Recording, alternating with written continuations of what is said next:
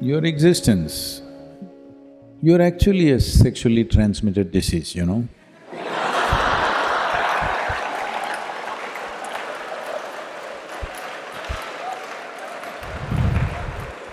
It is the basics of life. You are born because of that, I'm saying.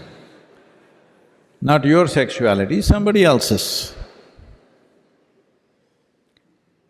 So, we are born out of that. Should we end with that? That's a question.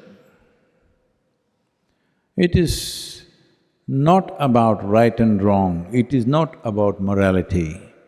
It is about the limited nature of what it is.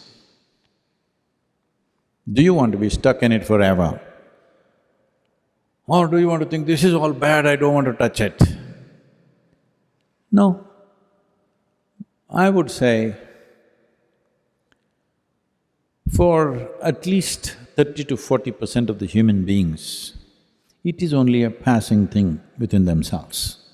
But because of social culture, they all believe they must go in that direction. There may be another 30-40 for whom it's a very compulsive need. Another 30-40% are medium, they're like, they need it but not so compulsively. This is the nature of the population. I'm saying this with certain absolute sense of perception about this. Not everybody is on it all the time, but today society is cultivating them like this. If you're not it, you're not normal.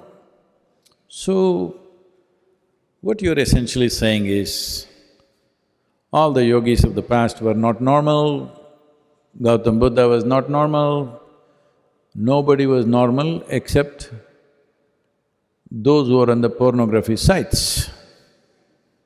Nobody's normal. No, this is highly exaggerated sense of physicality. There is a physical body, it has come into existence only because of somebody's sexuality, isn't it? So, sex as a fundamental instinct in the body is one thing, it residing in your mind is another thing.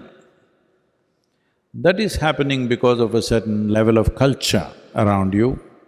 That is happening because of somebody told you it is a sin, you should not think about it. It is just that there is a dignified way of conducting it. For that we created institutions, we created a certain level of commitment, because there is a fundamental need within a human being to conduct every aspect of our life with some sense of aesthetic, otherwise we will feel like animals. See, we eat, we can eat like this. When you're very hungry, you become like an animal. If you've not eaten for 5 days, you will eat like that with both hands. Like how… have you seen how a hungry dog will eat? Like that. A human being also will behave like that when the need becomes like that. Now, the same… but now we learn to sit properly. When you're very hungry, Sahana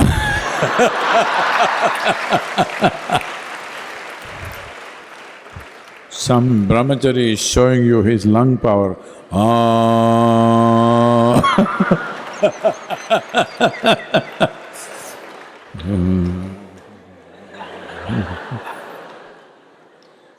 But no.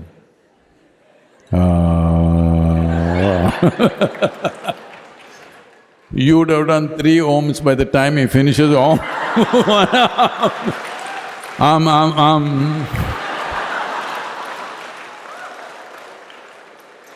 Because when something is very needed for you, just if you wait 2 minutes, you will see what is compulsive becomes conscious. Food, sex, sleep and death. These are 4 things which are compulsive. A human being distinguishes himself or herself from animal nature just by conducting these aspects of life also consciously. That is when, if you do these things like any other creature on the planet, the moment you see somebody like that, you say, oh, he's like animal, isn't it? So, instinctually, there is a certain compulsiveness, but you have an intelligence which can make you conscious and conduct that aspect of life consciously. If you don't do that, then you see every day you're hearing about rapes and brutality and all kinds of things. It's the same desire he has that any other man has, but he cannot conduct it in an aesthetically correct way, in a dignified way, that his compulsions overtake his intelligence. So, first thing is, leave this nonsense about it being a sin, it being wrong, morality. That's not the point. The important thing to understand is the limited nature of what it is. There are many people who cannot stop eating. Hello?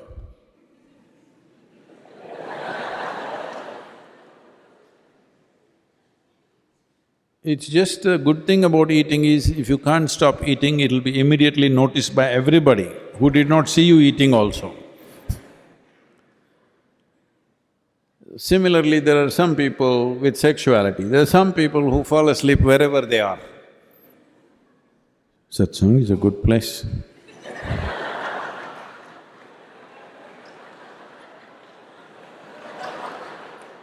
It's happening, it's okay.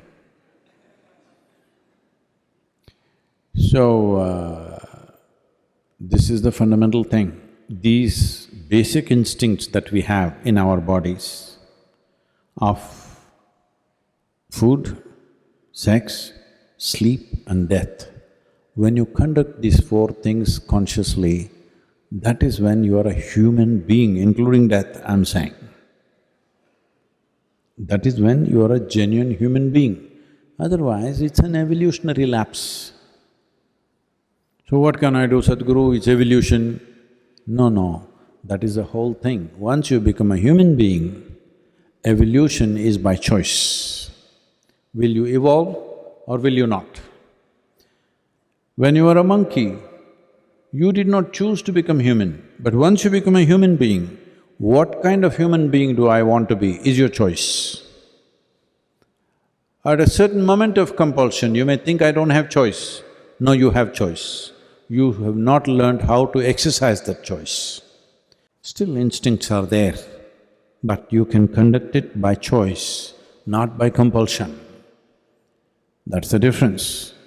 All of you are born out of sex, but should you live for this for the rest of your life? This is a choice. This is a choice. It is an element of your body, it is not the whole of it. It is an element of who you are, it is not the entirety of who you are. Essentially, it is a longing. What we long for can be transformed, isn't it? When you were a child, you were longing for a peppermint. As you grow up, you long for something else. Right now, you're a young adult, you're longing for something. But longings keep changing, isn't it? This longing, will it change by the compulsions of time, or will it change by choice, by conscious choice? It is not about, you must give up this, you must give up that, you must become like this, you must become like that. There are also ways for that. That one who wants to transcend can transcend.